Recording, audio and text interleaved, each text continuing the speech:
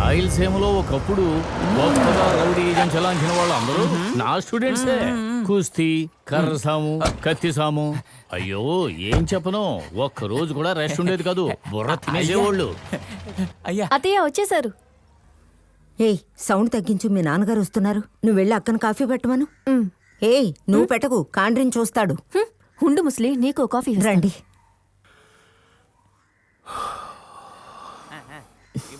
రే 3 రోజులుగా 4 చచ్చిపోయి ఉంటది, ఏం వండమంటావు చెప్పు. నువ్వు ఏది వండినా ఒకేలా ఉంటది, ఏదో ఒకటి పెట్టు. మరైతే చెంపను వండమంటావా? అయ్యో 4 చచ్చినా పర్లేదు, అది వండిందంటే నేను చేస్తాను.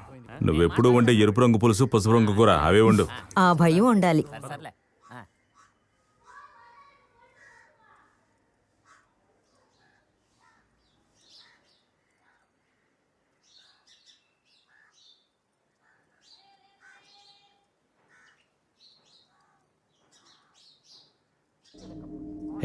ఏంటి దేవి ఇది? ఏం లేదు నాన్న.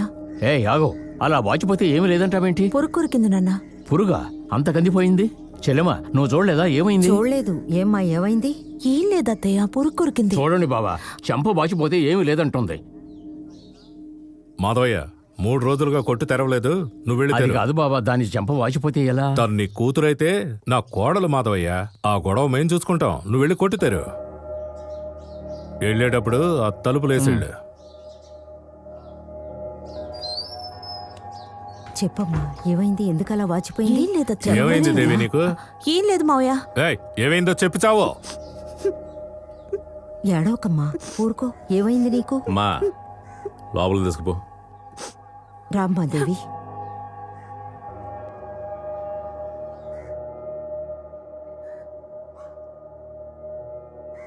మనం అడవులు పట్టుకుని తిరుగుతూ ఉంటే అయ్యగారు సొంత చూసి ఎక్కడో మకం పెట్టుంటాడు. వదిన ఎక్కడికి వెళ్ళామని అడుగుంటుంది, ఆయన గారు సమాధానం ఇలా చెప్పుకుంటాడు. ముందు అన్నగారి అలవాట్లు మార్చుకోమనండి.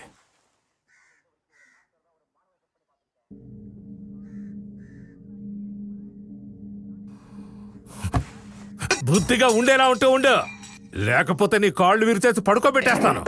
ఇప్పుడు ఎందుకు మీరు అరుస్తున్నారు?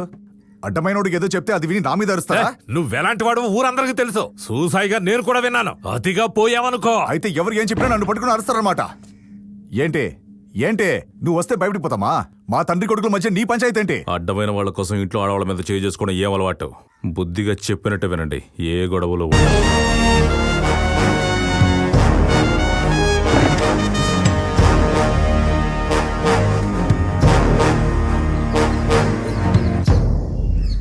అయ్యా రిమాండ్ కేసు అండి. ఇవ్వు. అయ్యా టీ పెట్టి వెళ్ళు.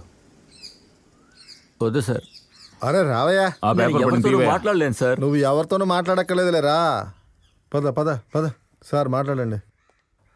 సార్ లైన్లో వెయిట్ చేస్తున్నారు. మాట్లాడు గంగులు. నెక్స్ట్ ఎవరు రండి, త్వరగా రావాలి. మాట్లాడు, పర్లేదు. మాట్లాడవయ్యా, చెప్తున్నానుగా, తీసి మాట్లాడు. ఓయ్, మాట్లాడవయ్యా. మాట్లాడవయ్యా, మాట్లాడు మాట్లాడు. హలో హలో గంగులు. జీ సాబ్. నన్ను క్షమించు గంగులు. మా నాన్నని చంపేసి రగ్దా సాబ్, మా అబ్బాయిని ఎత్తుకుపోయేసరికి ఏం చేయను. ఇకెప్పుడు ఆ ఊరికే వెళ్ళకూడదు అనుకుంటున్నాను. ఏ మొహం పెట్టుకుని వెళ్ళను? నా ఆస్తంతా అమ్మేసైనా నిన్ను విడిపిస్తాను. ఆ తర్వాత ఎన్ని కేసులు వచ్చినా నేను చూసుకుంటాను. కానీ బయటకు వచ్చిన తర్వాత ఏం చేయాలో నీకు నేను చెప్పక్కర్లేదుగా. కానీ గుర్తుంచుకో గంగులు, ఒకవేళ గురి తప్పిందో మనం అయిపోతాం.